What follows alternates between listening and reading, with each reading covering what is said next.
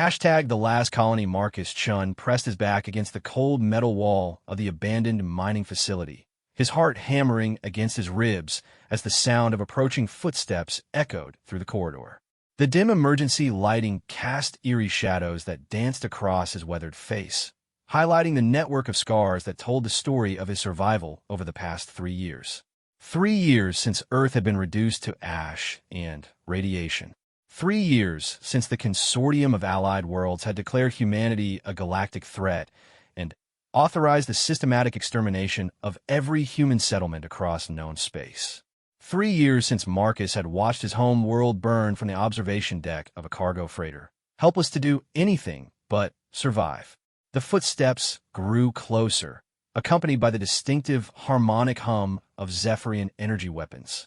Marcus closed his eyes and controlled his breathing, drawing on years of military training that had kept him alive when billions of his species had perished. He could hear at least 3 distinct sets of footfalls, each with the characteristic light gait of the tall, ethereal Zephyrians. They were getting better at tracking humans. The early days after Earth's destruction had seen scattered human colonies easily overwhelmed by brute force attacks from consortium fleets. But as the survivors learned to hide, to adapt, to fight back in small ways, the consortium had evolved their tactics. Now they employed specialized hunter-killer teams, elite assassins from various member species who possessed unique advantages for tracking and eliminating human refugees. Marcus had been running from one such team for 6 months now. They had found his hideout on Kepler 442b, forcing him to abandon the small garden he had carefully cultivated and the modest shelter he had built from scavenged materials. They had tracked him through 3-star systems, always seeming to appear just when he thought he had found safety. The mining facility on Proxima Centauri B had seemed like the perfect refuge. Abandoned for over a century after the mineral veins had been depleted, it offered miles of twisting tunnels and chambers where a single person could hide indefinitely. The radiation levels were just high enough to interfere with most scanning equipment, and the complex electromagnetic fields generated by the old mining machinery provided additional cover. But somehow they had found him again. Marcus slowly drew his sidearm, a modified plasma pistol he had cobbled together from salvaged components. It was crude compared to military-grade weapons, but it had served him well in previous encounters. He had exactly 17 shots remaining, and no way to recharge the power cell once it was depleted. "We know you're here, human." The voice that echoed through the corridors was melodic and haunting, carrying the distinctive tonal quality of Zephyrian speech. "Your species' biological signatures are quite distinctive. The fear pheromones you emit when cornered are particularly easy to detect." Marcus gritted his teeth. The Zephyrians were known for their psychological warfare tactics, attempting to break their prey mentally before moving in for the kill. He had seen the aftermath of their work on other human settlements. Bodies found in positions that suggested the victims had simply given up, overcome by despair in their final moments. "You've led us quite a chase," the voice continued, closer now. Marcus estimated they were perhaps 50 meters away, moving methodically through the connecting passages. 6 months across 4-star systems.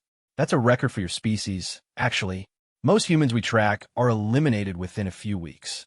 The casual tone with which the assassin discussed the murder of his people sent a surge of rage through Marcus. He had learned to control his anger over the years, to channel it into cold determination rather than reckless action. But something about this hunt, this prolonged cat-and-mouse game, had pushed him beyond his usual restraint. He began moving quietly through the darkness, using his intimate knowledge of the facility's layout to circle around behind his pursuers. Marcus had spent 3 weeks mapping every tunnel, every chamber, every maintenance shaft in this section of the complex. If he was going to make his last stand here, he would at least choose the battlefield. "Did you know," the Zephyrian continued, apparently enjoying the sound of his own voice echoing through the empty halls, "that we've been studying human behavior patterns for the past year? Your species is remarkably predictable. When cornered, you either fight with desperate fury or collapse into complete despair. There's rarely any middle ground." Marcus reached a ventilation shaft that connected to the main corridor where his hunters were approaching. Through the grating, he could see them now, 3 tall, pale figures moving with fluid grace through the dim lighting. Their elongated limbs and translucent skin gave them an almost ghostly appearance, while their large, dark eyes seemed to absorb the available light. The lead Zephyrian carried what appeared to be a neural disruptor, a weapon designed to cause excruciating pain before death. The other two were armed with standard energy rifles, probably set to stun rather than kill. They wanted to take their time with him. The fascinating thing about humans, the leader continued, is how you cling to hope even in impossible situations. We've tracked you to the end of the galaxy, eliminated every other survivor in this sector, and yet you still run, still fight. It's almost admirable, in a primitive sort of way. Marcus carefully removed the ventilation grating, his hands steady despite the adrenaline coursing through his system. He had one chance at this. The shaft opened directly above the spot where the three assassins would pass in approximately 30 seconds.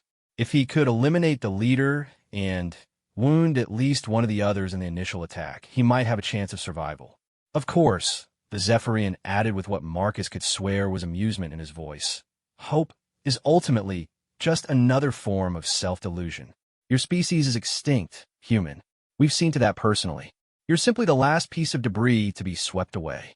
That was when Marcus dropped through the ventilation shaft. His first shot took the lead Zephyrian in the center of his elongated torso, the plasma bolt burning through the alien's organic armor and dropping him instantly. The second shot caught one of the rifle-carrying assassins in the shoulder, spinning him around and sending his weapon clattering across the metal floor. The third assassin reacted with inhuman speed, bringing his rifle to bear and firing a stunning energy blast that passed centimeters from Marcus's head as he rolled behind a support pillar. Return fire sent sparks flying from the metal surfaces around him, and he could hear the distinctive whine of energy weapons cycling for another shot. Clever, called a new voice. The wounded assassin, apparently still functional despite the plasma burn, but ultimately futile. We've studied human tactics for months. Your ambush strategies are quite limited. Marcus checked his power cell. 14 shots remaining. He could hear the assassins repositioning themselves, using their superior numbers to flank his position. The wounded one was moving more slowly, but the uninjured assassin was already circling around to cut off his escape route back to the ventilation shaft. The smart thing to do would be to retreat deeper into the facility, use the maze of tunnels to avoid direct confrontation until he could find another opportunity to strike. It was the same strategy that had kept him alive for 6 months while these particular hunters pursued him across the galaxy. But Marcus found himself thinking about the Zephyrian's words, about hope being self-delusion, about humans being predictable, about his entire species being extinct except for scattered refugees like himself, running and hiding until they were inevitably found and eliminated. Something inside him snapped. Instead of retreating, Marcus stepped out from behind the pillar and opened fire. His third shot caught the uninjured assassin's center mass, dropping him immediately. His fourth shot missed the wounded alien as the creature dove for cover behind an overturned mining cart. Impossible, the surviving Zephyrian hissed, genuine surprise replacing the earlier confidence. Humans don't sacrifice tactical advantage for emotional satisfaction. It's not in your psychological profile. Marcus advanced steadily down the corridor, his weapon trained on the area where his remaining opponent was hiding. Maybe you don't know humans as well as you think, he called back. Maybe we're full of surprises. He could hear the alien moving behind the cart, probably trying to reach one of the dropped weapons.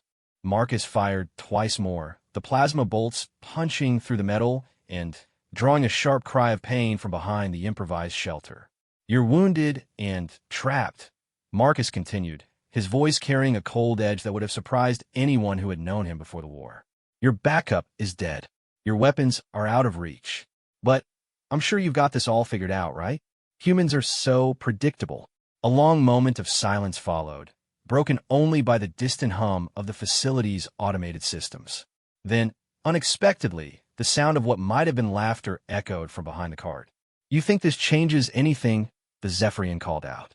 You think killing 3 hunters makes you dangerous? There are thousands of us, human.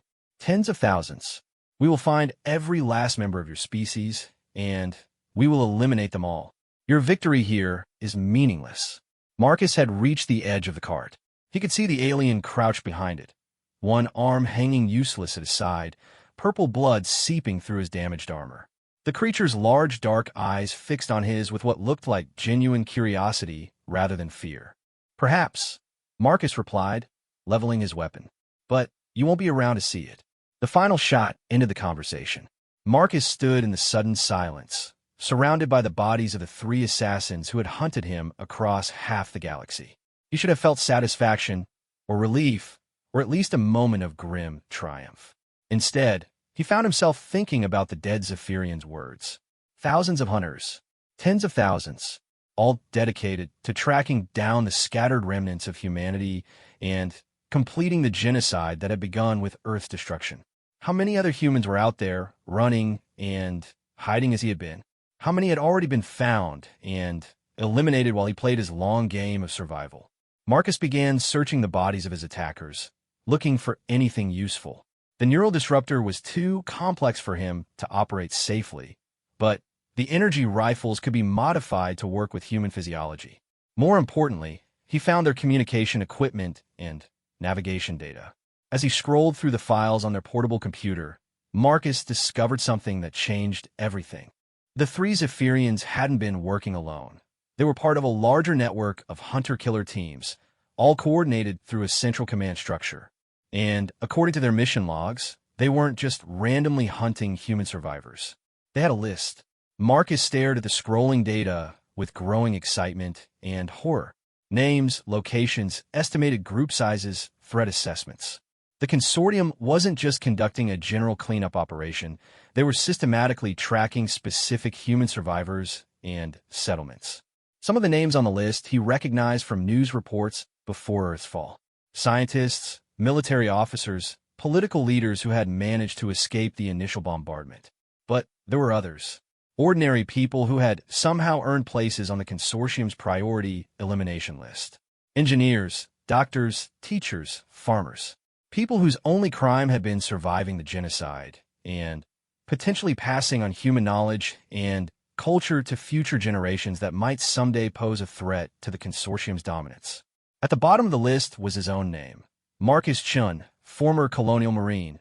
Last known location Kepler, 442b. Threat assessment, moderate. Recommended team composition, 3 Zephyrian hunters. Status, active. Marcus smiled grimly as he updated his status to eliminated and marked his 3 pursuers as killed in action. It would buy him some time, maybe a few weeks before the consortium realized something had gone wrong. But more importantly, it gave him access to the Hunter Network's communication system. For the first time in 3 years, Marcus had a way to find other survivors. And for the first time since watching Earth burn, he had a purpose beyond simple survival. The hunt was about to change direction. He spent the next several hours downloading everything he could from the Zephyrian computers before carefully destroying the equipment to prevent anyone from tracking his access. The data included not just the target list, but detailed information about consortium operations, hunter team deployments, supply lines, and command structures. It was an intelligence windfall that could change the entire dynamic of the conflict, if there was anyone left to share it with. According to the files, the nearest human survivors were a group of 12 refugees hiding in an asteroid field 3 systems away. The entry listed them as a low-priority agricultural collective with minimal defensive capabilities. A single Klexan hunter had been dispatched to eliminate them 6 weeks ago, but hadn't reported back. Marcus wondered if that meant the humans had managed to fight off their attacker, or if something else had happened to delay the mission. Either way, it was his best hope of finding allies who were still alive and free. He gathered his few possessions and began the long journey back to where he had hidden his small spacecraft. It was a civilian transport he had stolen from a mining station 2 years ago, modified with salvaged military components to give it better speed and stealth capabilities. It wasn't much, but it had kept him ahead of pursuit for this long. As he walked through the empty corridors of the mining facility, Marcus found himself thinking about the conversation with his now-dead hunters. The Zephyrian had been wrong about human predictability, but right about one thing: hope could be a form of self-delusion.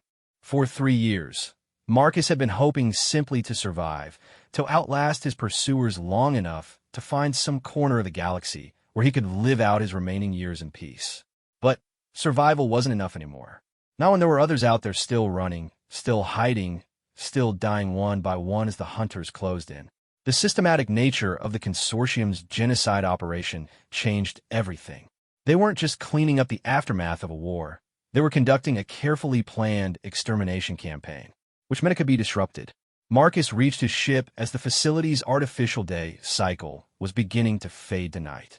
The small craft was exactly as he had left it, hidden in a maintenance bay that had been sealed off decades ago. He began the startup sequence, running through his pre-flight checklist with the automatic precision of long practice. The navigation computer accepted the coordinates for the asteroid field where the agricultural collective was hiding. It would be a 4-day journey at maximum stealth velocity, threading the needle between consortium patrol routes and sensor networks. Marcus had made dozens of similar trips over the past 3 years, always moving, never staying in one place long enough to be definitively located.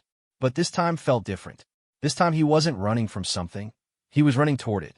As the ship lifted off from the asteroid's surface and began its journey toward the stars, Marcus found himself wondering about the humans he hoped to find.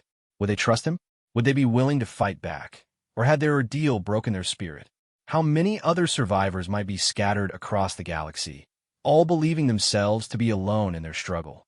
The questions would have to wait for answers.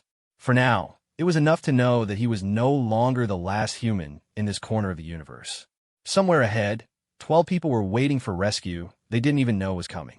Marcus set the autopilot and settled back in his pilot's seat, the stolen hunter data safely stored in his ship's computer.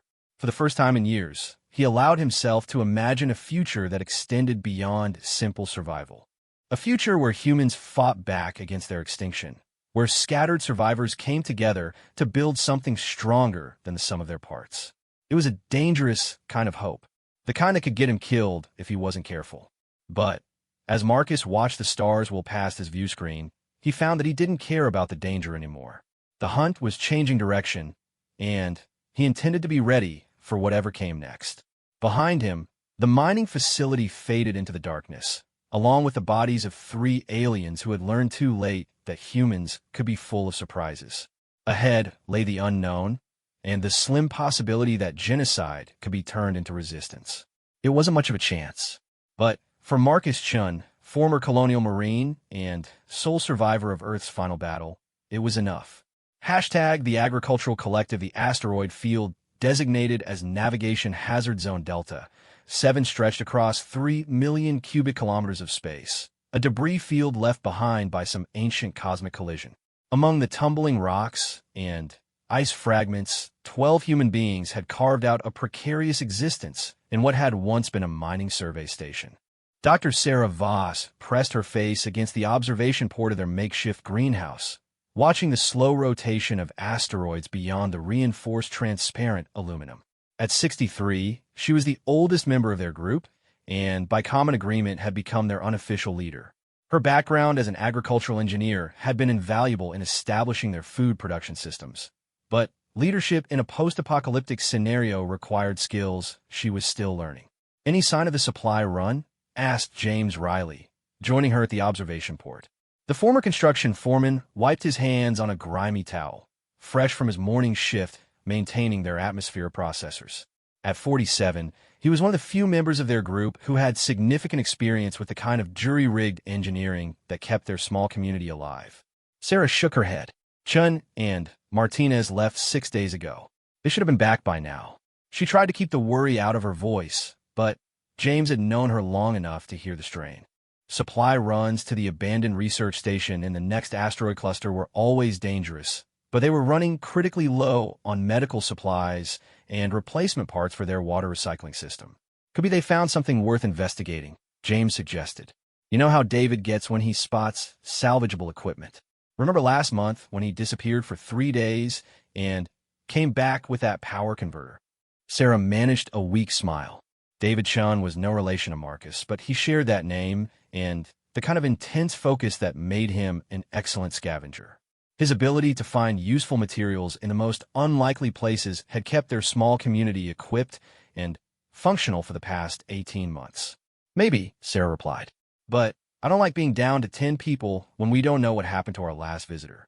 The visitor had been a Klexan hunter, a massive reptilian alien who had somehow tracked their settlement despite all their efforts at concealment.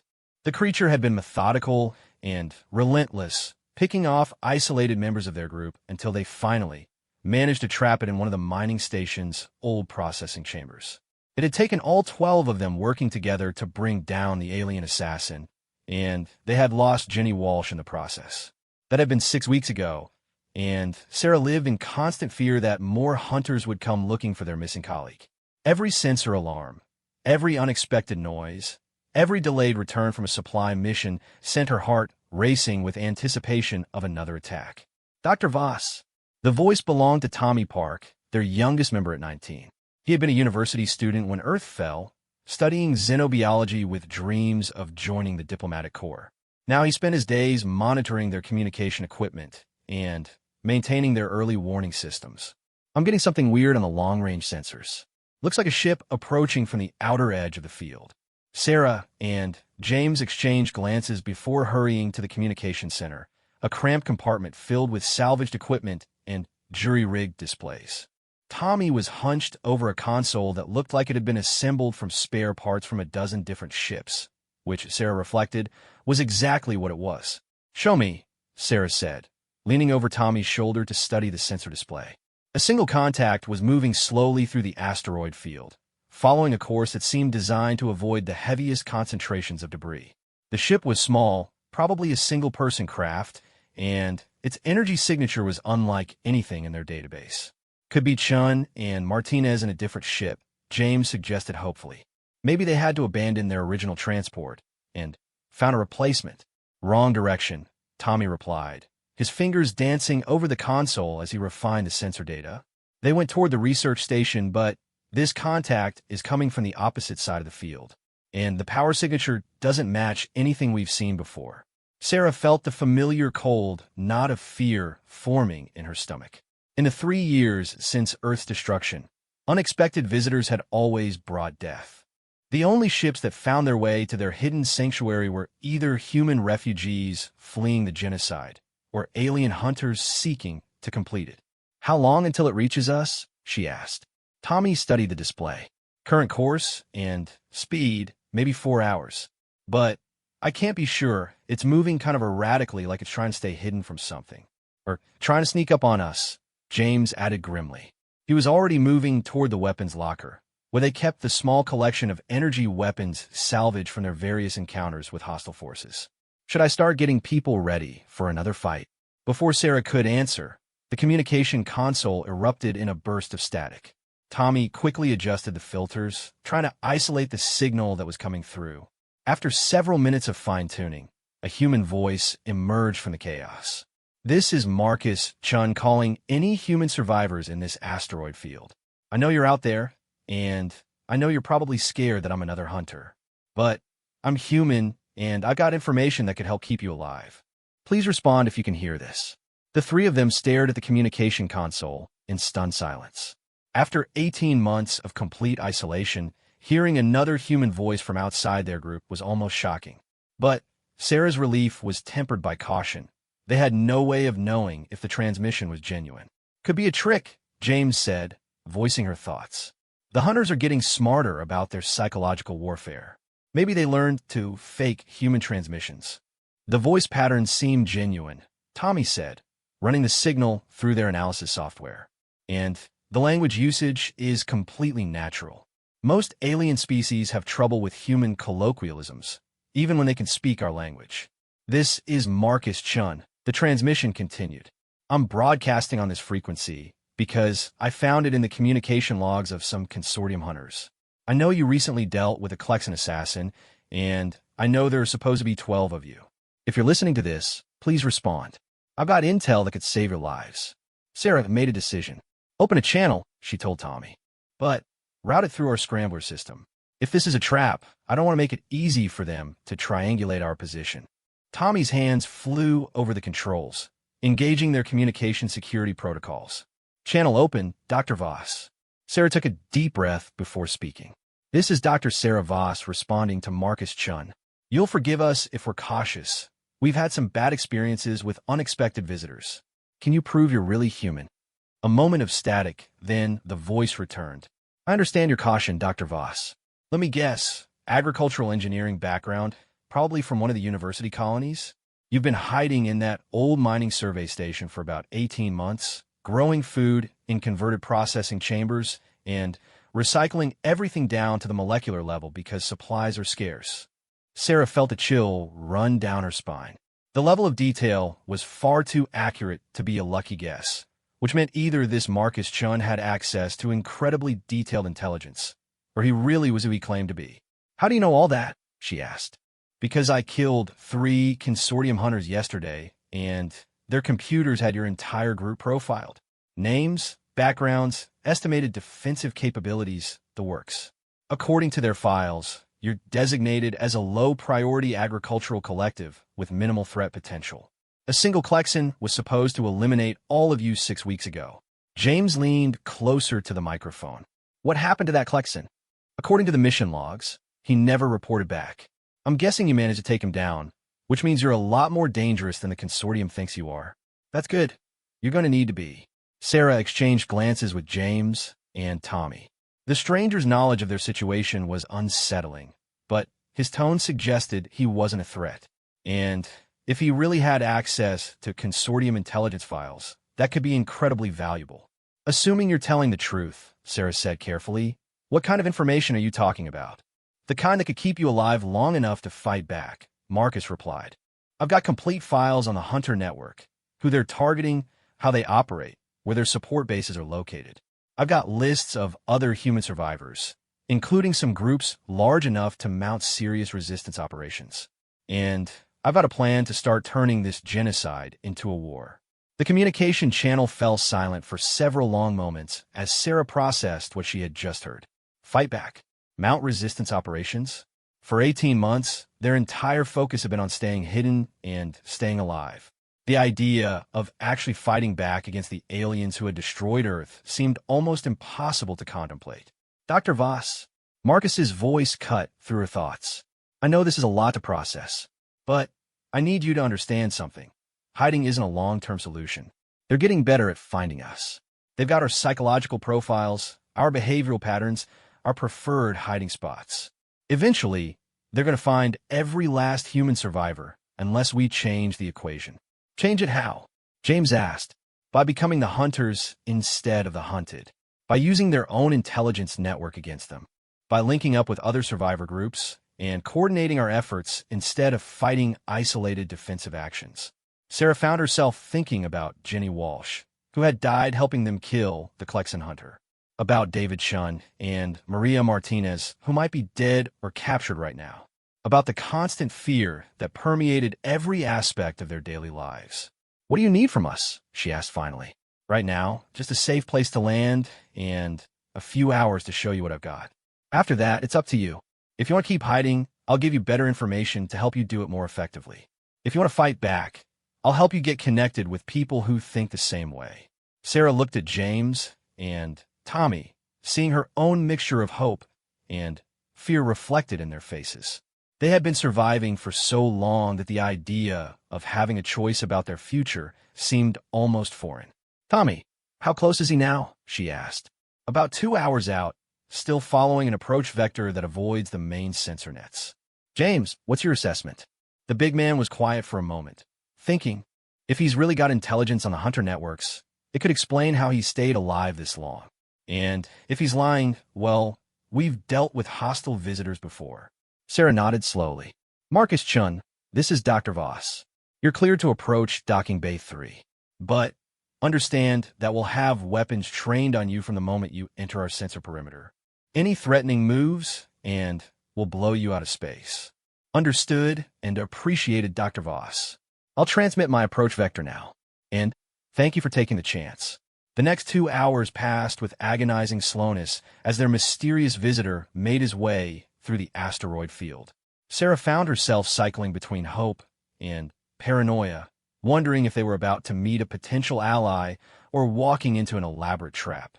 She gathered the rest of their group in the main habitation module, explaining the situation and preparing them for the possibility of either welcome news or another fight. The 8 remaining members of their collective listened with a mixture of excitement and apprehension as she outlined what Marcus Chun had told them. "Could be our ticket out of this place," suggested Maria Santos, their medic. She had been pushing for them to relocate ever since the Klexan attack, arguing that their position was compromised and they needed to find a new hiding place. "Could be our ticket to the afterlife," countered Bill Morrison, their oldest member after Sarah. The former Navy engineer had become increasingly pessimistic about their long-term survival prospects. "Every time we trust someone we don't know, people die. People are dying anyway," pointed out Lisa Park, Tommy's older sister. "Jenny's dead, David and Maria are missing, and we're running out of supplies faster than we can scavenge replacements. Maybe it's time to try something different." The debate continued until Tommy's voice crackled over the intercom. "Contact is requesting final approach clearance. I've got him on visual now." Sarah hurried back to the communication center, where Tommy had managed to get a clear image of the approaching ship on their main display. It was indeed a small, single-person craft, heavily modified with what looked like military-grade stealth equipment. Scorch marks along the hull suggested it had seen recent combat. "Looks human to me," James said, studying the ship's design. "That's definitely Earth-standard architecture, even with all the modifications." "Clear him for final approach," Sarah decided.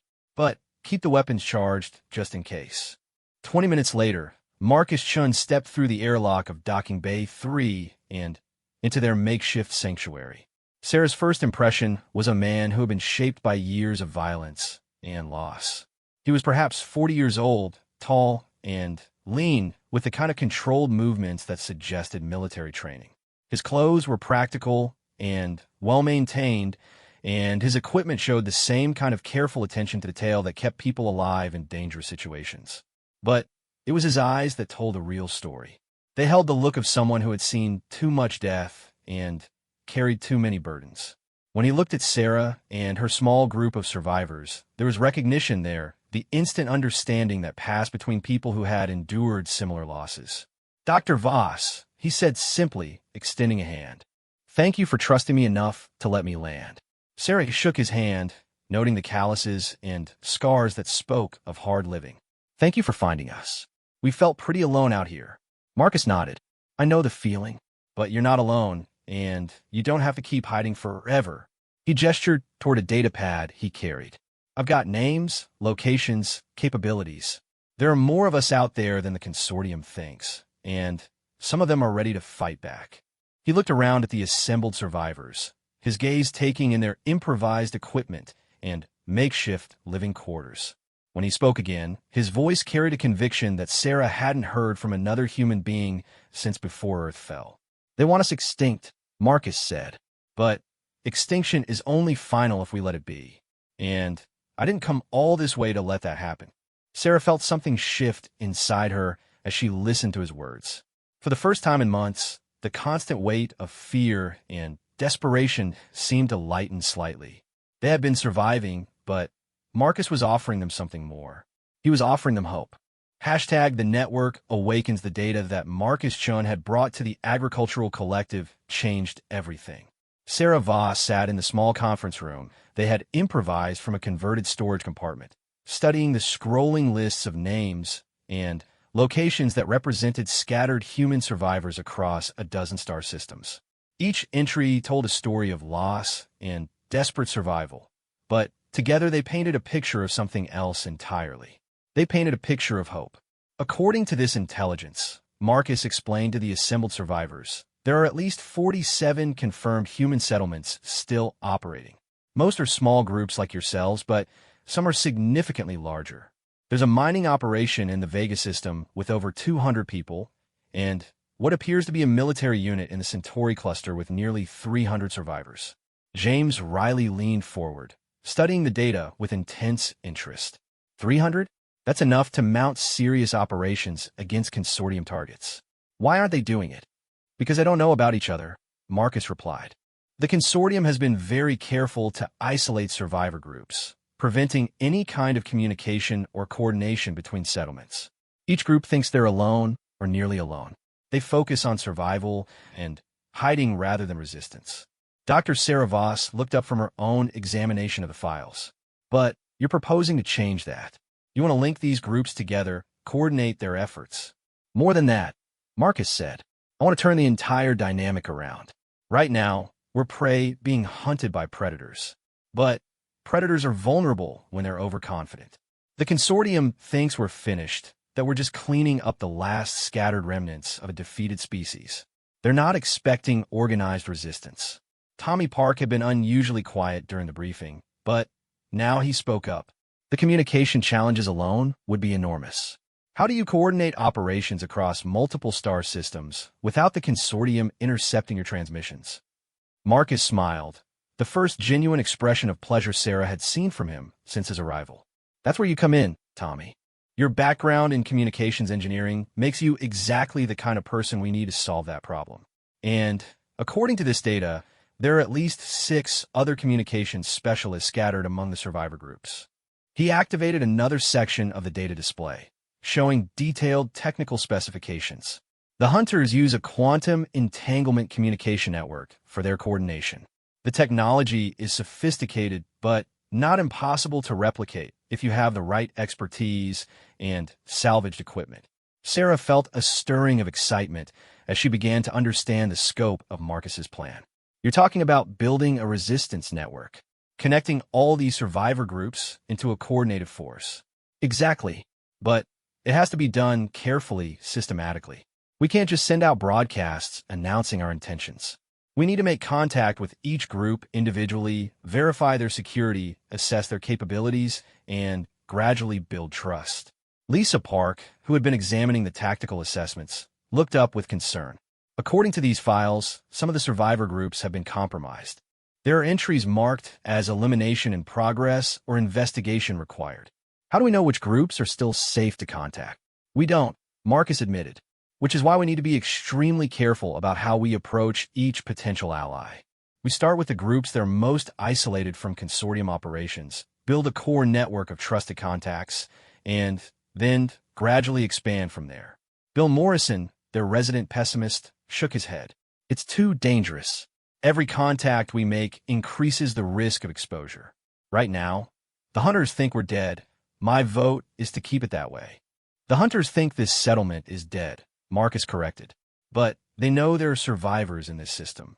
Eventually, they'll send another team to investigate why their Klexan didn't report back.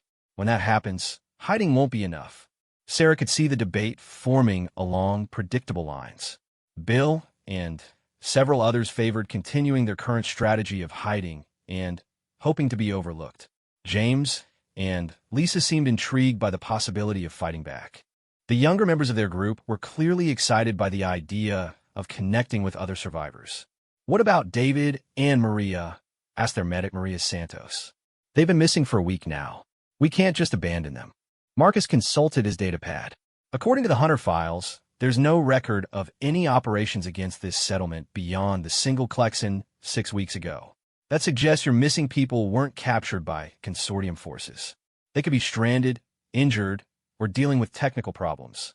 Or they could be dead from any number of other causes, Bill pointed out grimly. Space is dangerous enough without adding alien assassins to the mix. Which is exactly why we need to change our situation, James said firmly. I'm tired of losing people one by one while we wait for the hunters to find us. At least Marcus is offering us a chance to fight back. The argument continued for another hour, but Sarah could see the momentum gradually shifting toward Marcus's proposal. The promise of contact with other survivors, of being part of something larger than their small, isolated community, was incredibly appealing after 18 months of solitude and fear. Finally, she called for a vote. The result was closer than she had expected. 6 in favor of joining Marcus's resistance network, 4 opposed. But it was enough to make the decision. All right, Sarah said. We're in. What do you need from us? Marcus seemed to relax slightly, as if he had been holding his breath during the debate. First, we need to establish secure communication with the other groups on my priority list. Tommy, how long would it take you to modify our equipment to access the Hunter Communication Network?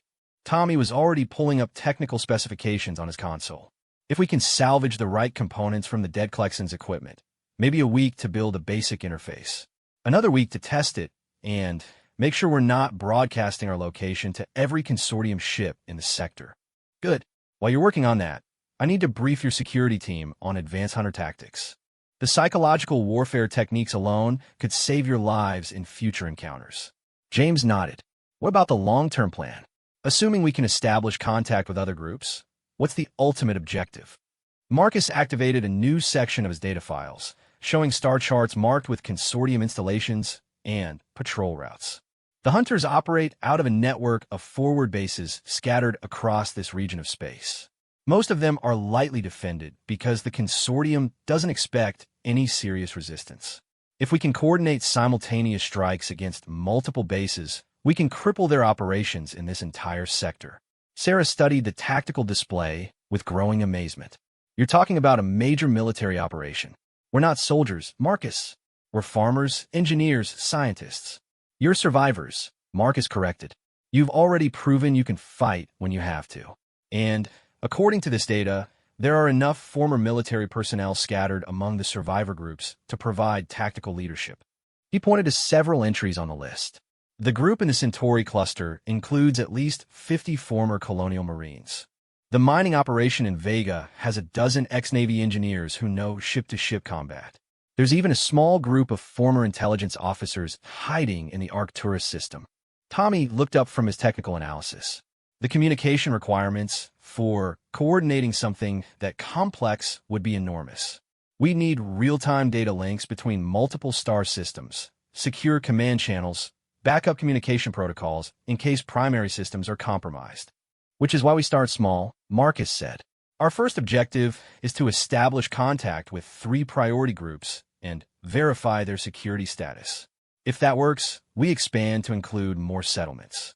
If it doesn't, we've still improved our own survival prospects by gaining access to the Hunter network.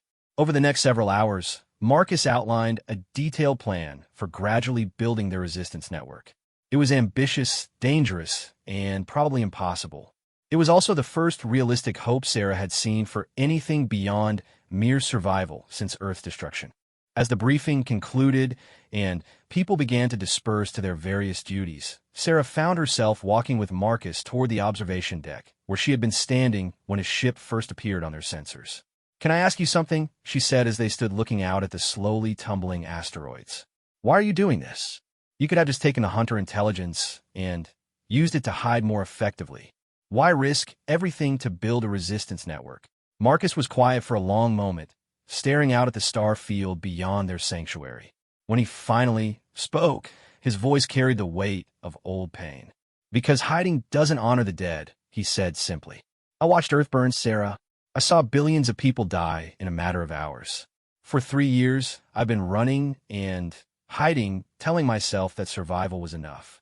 But it's not enough. Not when the same aliens who destroyed our home world are hunting down every last survivor with the systematic efficiency of an extermination campaign." He turned to face her, and Sarah could see the determination burning in his eyes. "They want us extinct. They want to erase every trace of human civilization from the galaxy. But extinction is a choice, not an inevitability. As long as we keep fighting, keep helping each other survive, keep remembering who we are and where we came from, then humanity isn't dead." Sarah nodded slowly. She had been focused on survival for so long that she had almost forgotten the larger picture. Their small agricultural collective wasn't just a group of refugees hiding from their pursuers. It was a seed of human civilization, a living link to everything they had lost. "When do we start?" she asked. "Tommy thinks he can have the communication interface ready in a week," Marcus replied. "Once we can access the Hunter network safely, we'll make contact with the mining operation in Vega. They're the closest group to our location, and their industrial capabilities make them ideal partners for this kind of operation. And if they say no, then we try the next group on the list, and the next one after that. We keep trying until we find people who are ready to fight back, or until we run out of options." Sarah smiled, feeling something she hadn't experienced in months: anticipation for the future. "I should warn you, Marcus. We're not exactly the most impressive military force in the galaxy.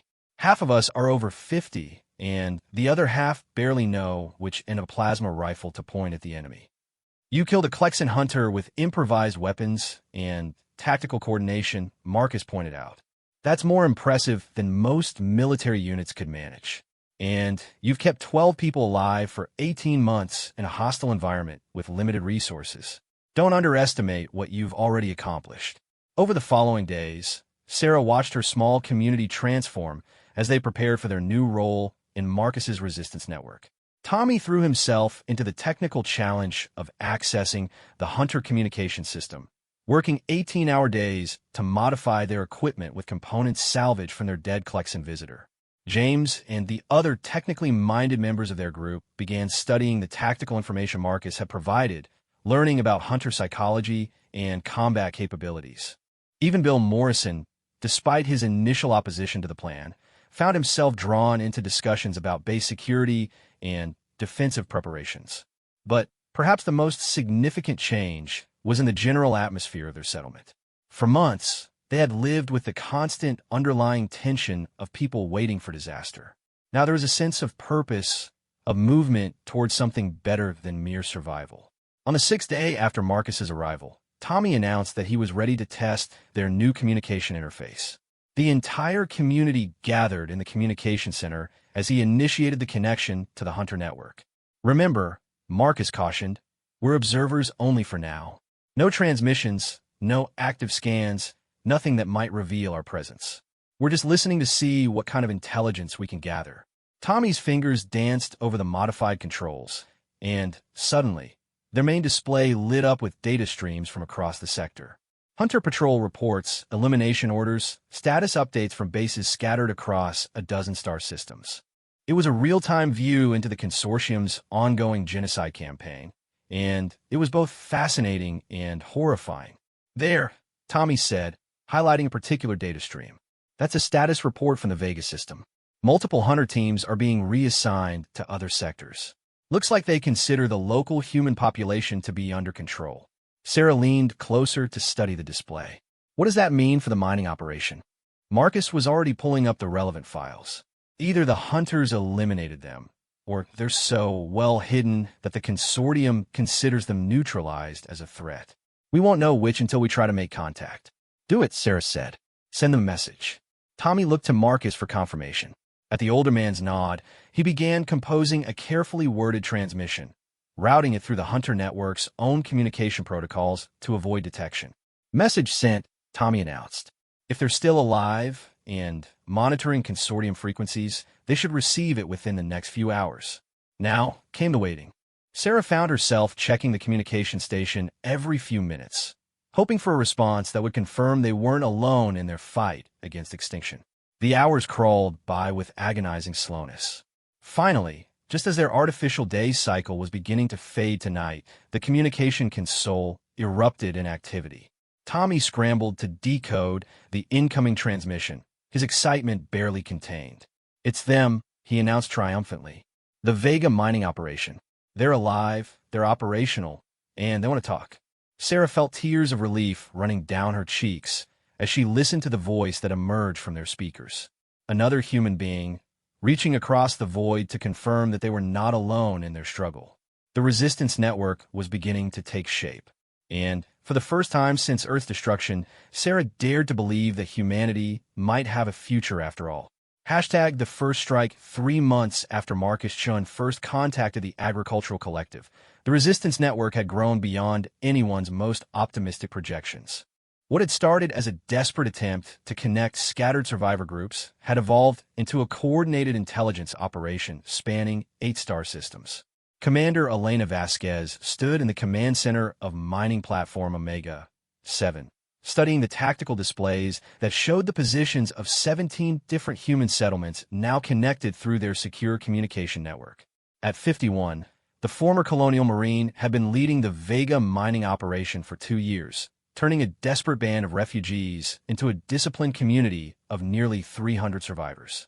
Status report from all network nodes. She called to her communications officer, Lieutenant Torres, who had managed to maintain his military bearing despite wearing civilian clothes and working with jury-rigged equipment. All stations report ready, Commander, Torres replied. Strike teams are in position at their designated targets.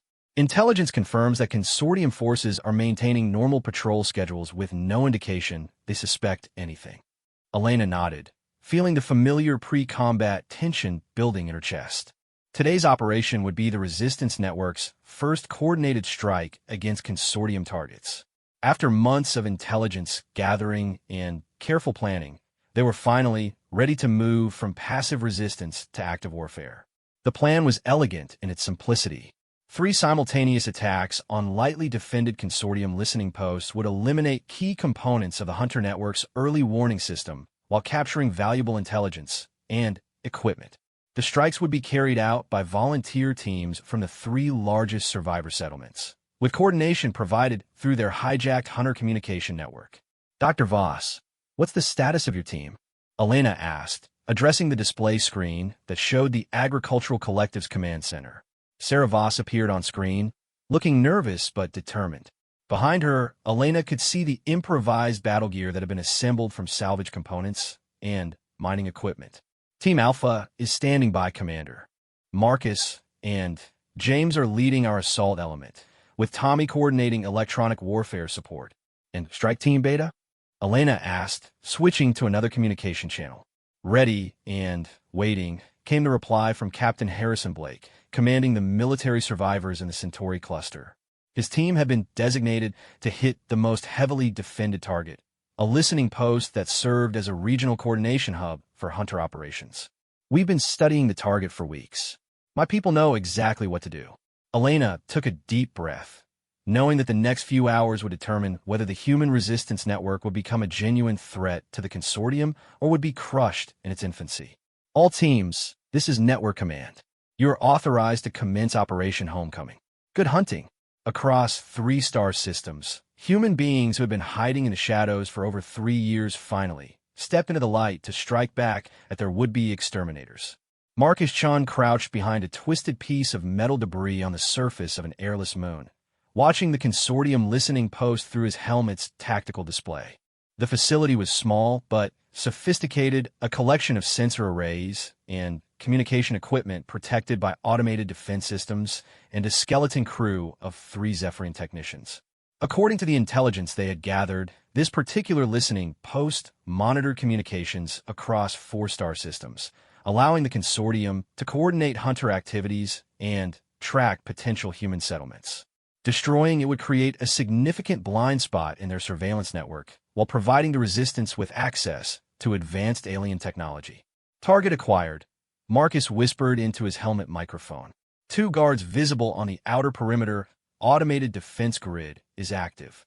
Tommy, are you in position to take down their electronic systems? Give me 30 seconds, came the reply from Tommy Park, who was positioned behind a ridge 200 meters away with a collection of improvised electronic warfare equipment. I'm reading their security protocols now. Marcus checked his weapon one final time, a military-grade assault rifle that had been salvaged from a destroyed consortium patrol ship 6 months earlier. Behind him, James Riley and 3 other volunteers from the Agricultural Collective waited for the signal to advance. None of them were professional soldiers, but they had trained intensively for this mission, and their determination more than made up for their lack of military experience. Security grid is down, Tommy announced. You've got a 15-minute window before their backup systems activate. Moving in, Marcus replied. He gestured to his team, and they advanced across the lunar surface in a coordinated rush toward the listening post's main entrance. The assault was over in less than 5 minutes. The automated defenses had been neutralized by Tommy's electronic attack, and the Zephyrian technicians were no match for determined humans with military weapons. Within minutes, Marcus and his team had secured the facility and begun downloading its intelligence databases. Network Command, this is Strike Team Alpha, Marcus reported. Target secured. We're downloading everything we can carry and setting demolition charges on the equipment we can't take with us. Confirmed. Alpha, Elena's voice replied over the communication channel. Beta and Gamma teams report similar success. All objectives achieved with no casualties.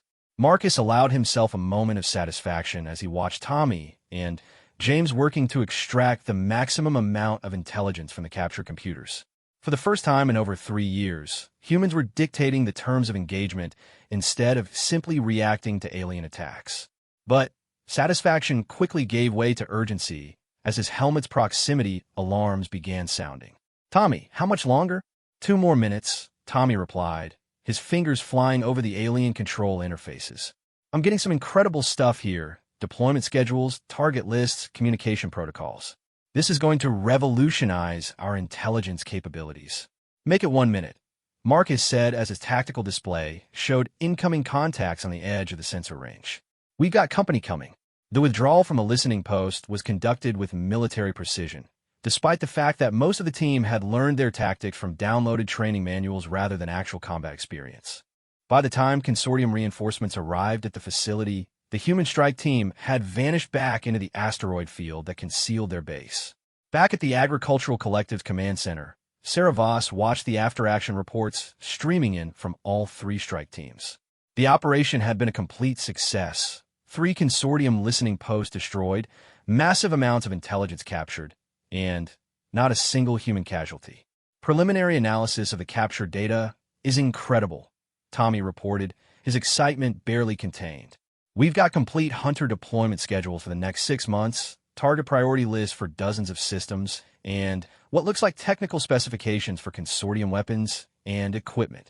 Sarah felt a surge of pride as she looked around the command center that had been assembled from salvaged parts and desperate ingenuity. 6 months ago, they had been a small group of refugees hiding in an asteroid field, hoping only to survive long enough to see another day. Now, they were part of a resistance network capable of striking at the heart of the consortium's operations. Dr. Voss. Elena's voice came over the main communication channel. We need to discuss our next moves. The consortium isn't going to ignore the loss of 3 listening posts. They'll increase security at their remaining facilities and probably deploy additional hunter teams to investigate. Agreed, Sarah replied. But we've also demonstrated that we can strike at targets they thought were completely secure. That has to change their operational calculus. Marcus appeared on her display screen, still wearing his combat gear, but grinning with the satisfaction of a successful mission. The intelligence we captured today gives us targeting data for at least a dozen more facilities. And some of them are a lot more important than listening posts. Sarah raised an eyebrow. What kind of facilities? Supply depots, staging areas, communication hubs. Places that support the Hunter Network's operations across multiple sectors. If we could hit even half of them, we could seriously degrade the consortium's ability to hunt down human survivors. Elena's image appeared in another window on the display. That would require significantly larger operations. We're talking about coordinated strikes involving hundreds of people across multiple star systems. The logistics alone would be enormous. But not impossible, Marcus insisted. The network has proven it can coordinate complex operations, and the intelligence we captured today gives us the targeting information we need to make it work. Sarah found herself thinking about the conversation she had had with Marcus 3 months earlier, when he had first proposed building a resistance network. His vision was becoming reality faster than any of them had dared to hope. What about the risks? She asked. Every operation increases the chances that they'll track us down. If we keep pushing, eventually they'll push back. They're already pushing back, Marcus replied. Every day we wait, more human settlements are discovered and eliminated. The question isn't whether we should take risks, it's whether we take calculated risks to strike at strategic targets, or whether we wait passively for them to find us. The debate continued for several hours as the 3 senior commanders discussed the implications of expanding their operations. But ultimately, the decision was made by the intelligence that Tommy had captured from the listening post. Commander, Tommy interrupted, his voice carrying a note of urgent concern. I found something in the captured data that changes everything. The consortium isn't just hunting individual settlements anymore. They're planning something called Final Sanitation Protocol. Sarah felt a chill run down her spine. What does that mean? According to these files, the consortium has identified 17 star systems with confirmed or suspected human presence. In 6 months, they're planning to sterilize all 17 systems simultaneously, destroy every planet, every asteroid, every possible hiding place where humans might be sheltering.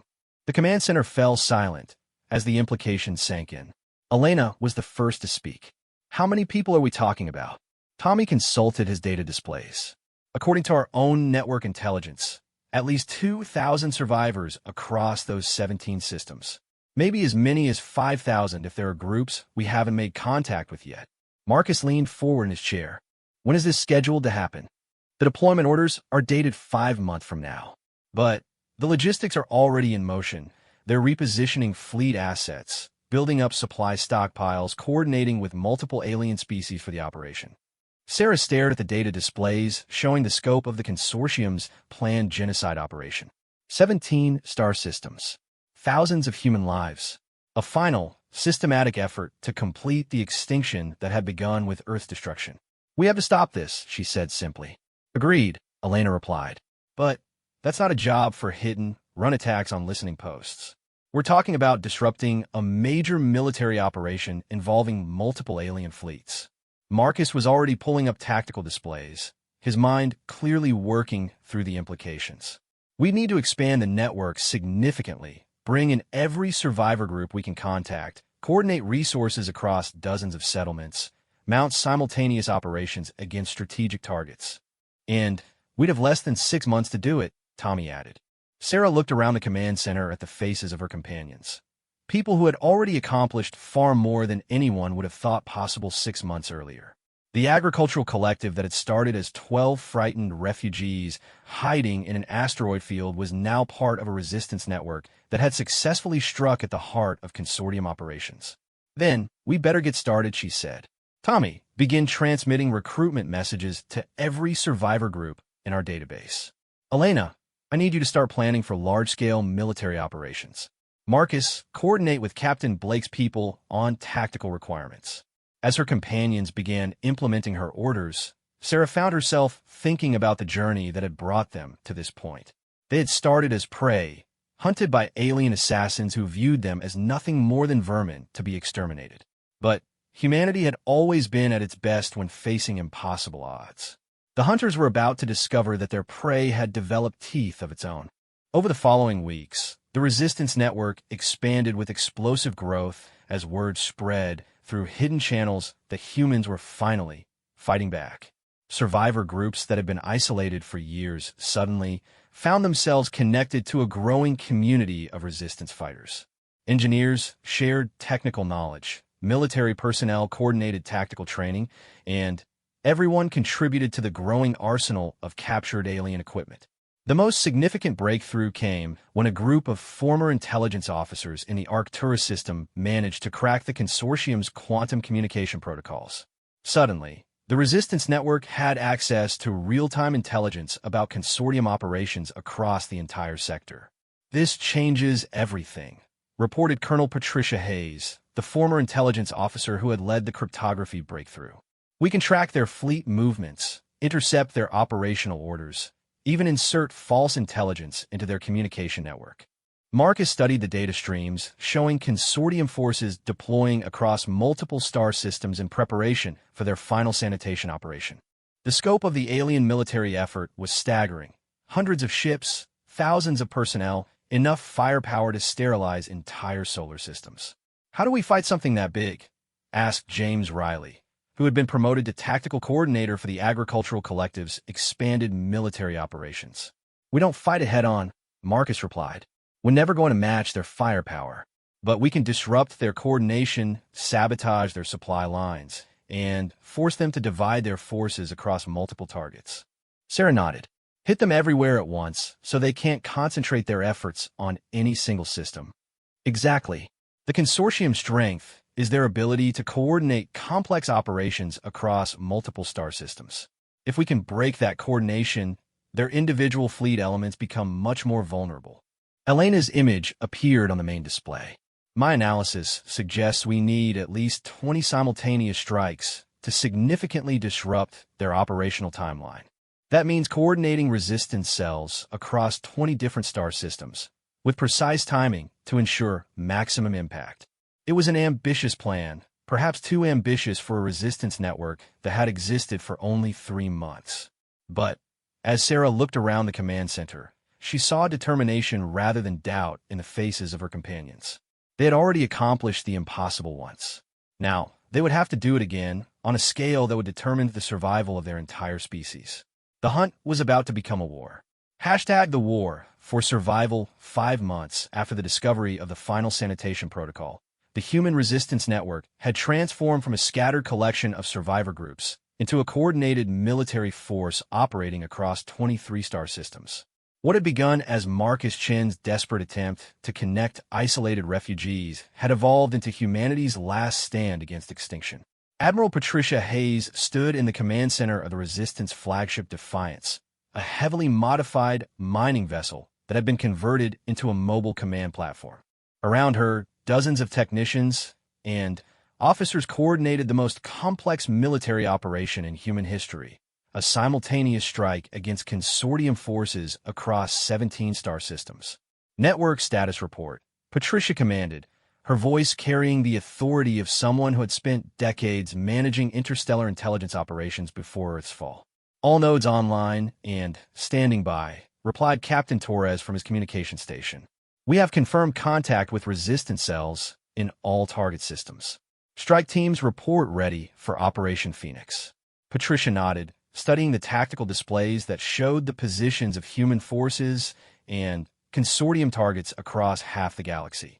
The past 5 months had been a whirlwind of expansion, recruitment, and preparation as the resistance network grew from hundreds of survivors to nearly 8,000 active fighters. The growth had been possible only because of 2 critical developments. First, Colonel Hayes' team had successfully penetrated the consortium's quantum communication network, allowing the resistance to coordinate operations in real time across vast distances. Second, the intelligence captured from consortium listening posts had revealed the locations of dozens of previously unknown human settlements, many of which possessed significant military capabilities. Dr. Voss, status of the technical strike teams? Patricia asked, addressing one of the multiple display screens that showed command centers across the network. Sarah Voss appeared on screen, wearing military fatigues that would have seemed impossible 6 months earlier when she was leading a small agricultural collective. All electronic warfare teams are in position, Admiral. Tommy's protocols for disrupting consortium communications have been distributed to every cell. We're ready to blind them when you give the word. Commander Vasquez, what about the primary assault forces? Elena Vasquez's battle-hardened face filled another screen. Strike Team Alpha is standing by at the main target. We've got 200 of our best people ready to hit the consortium's sector command base.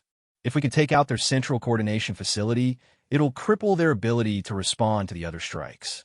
Patricia took a deep breath, knowing that the next few hours would determine whether humanity survived as a species or disappeared forever into the darkness between the stars. The consortium's final sanitation protocol was scheduled to begin in less than 72 hours. If the resistance network failed to disrupt the operation, 17 star systems would be systematically sterilized, eliminating the last significant concentrations of human survivors. Marcus, are your people ready for the deep strike mission? Patricia asked, addressing the screen that showed Marcus Chun aboard a small stealth ship approaching the most dangerous target of all, the consortium's main intelligence facility in the Alpha Centauri system. As ready as we'll ever be, Marcus replied. His team consisted of volunteers from a dozen different survivor groups, all specialists in infiltration and sabotage. Their mission was to penetrate the heavily defended intelligence complex and plant a virus in the consortium's central computer network. If successful, it would disrupt alien communications across the entire sector. If they failed, they would all be dead within hours. All stations, this is Network Command, Patricia announced, her voice carrying to resistance cells across 17 star systems. You are authorized to commence Operation Phoenix. Remember what we're fighting for. Remember who we've lost. And remember that today, humanity refuses to go quietly into extinction. Across the galaxy, 8,000 human beings emerged from hiding to strike back at the aliens who had tried to erase their species from existence.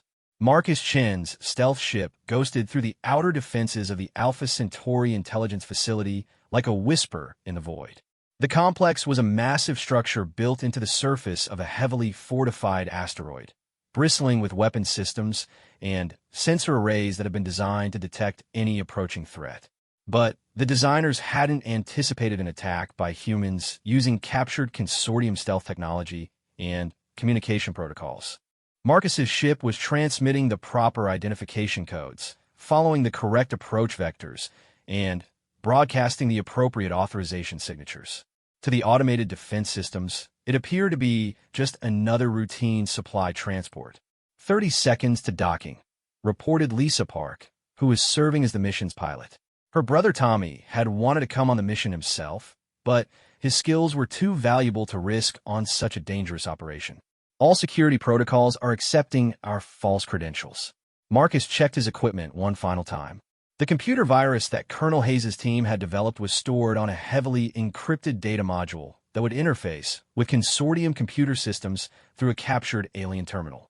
Getting the virus into the central network would require physically accessing a command node deep inside the facility. Remember the plan. Marcus told his team over their helmet communicators. We go in fast, plant the virus, and get out before anyone realizes what we've done. No necessity risks, no heroics. We're here to complete the mission, not to fight a war. The docking was completed without incident, and Marcus's team moved through the facility's corridors with practiced efficiency. They had spent weeks studying the intelligence facility's layout, memorizing every junction and emergency exit. The alien architecture was strange and unsettling, but they navigated it as if they had been born there.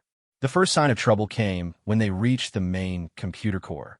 According to their intelligence, the command node should have been guarded by automated systems only. Instead, they found 3 Zephyrian technicians working at various control stations. Marcus signaled for his team to take cover behind a bank of processing equipment while he assessed the situation. The virus insertion would take at least 5 minutes, and there was no way to complete it without alerting the guards. They would have to take the technicians down quickly and silently. He gestured to his companions, and they moved in perfect coordination. The 3 Zephyrians were neutralized before they could raise an alarm, their elegant forms crumpling to the deck with barely a sound. Marcus quickly accessed the central command node and began the virus installation process. Network command, this is Deep Strike, he reported over the communication channel. We're inside the central computer core. Beginning virus installation now. Confirmed, Deep Strike, came Patricia's reply.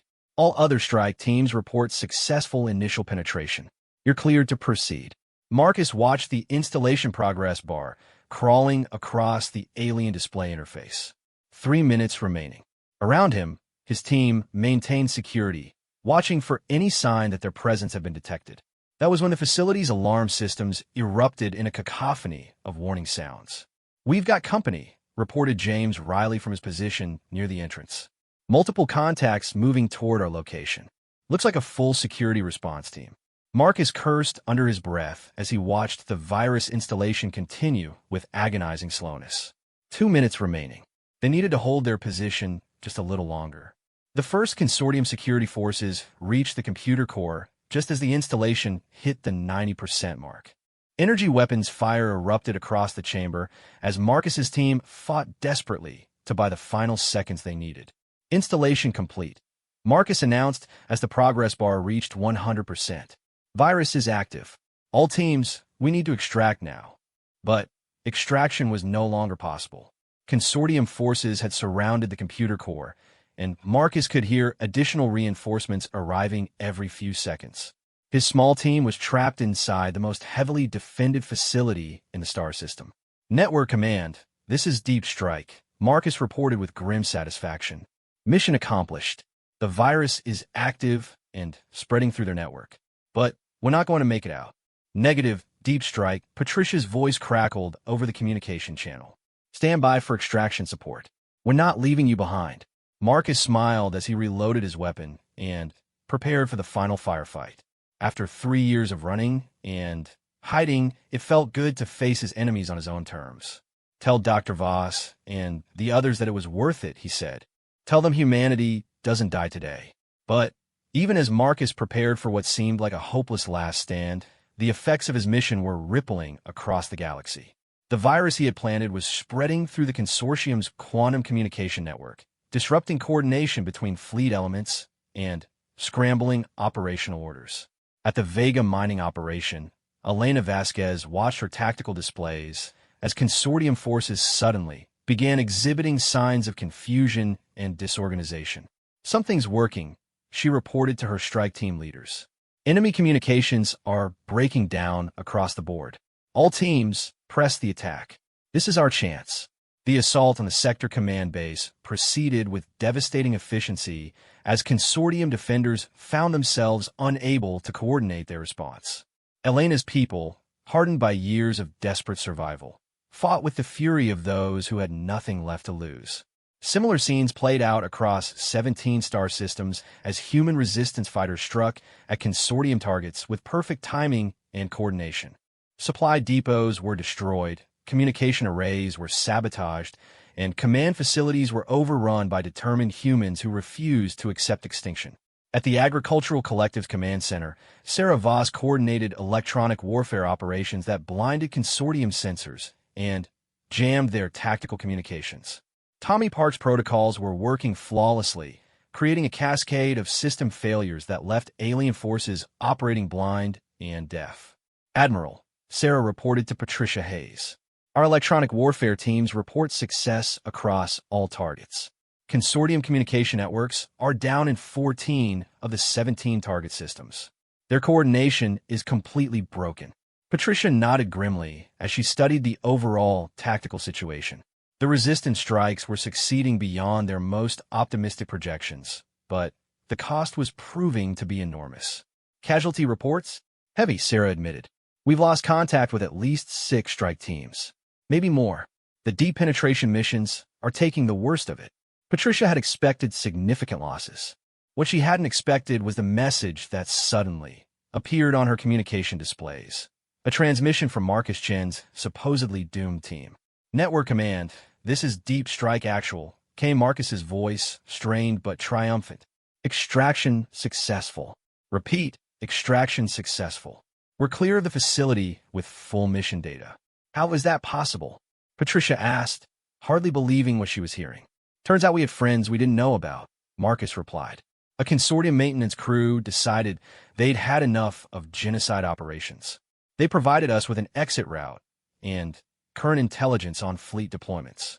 Apparently, not all aliens agree with the extermination policy. The implications of Marcus's report sent a shockwave through the resistance network. For over 3 years, they had assumed that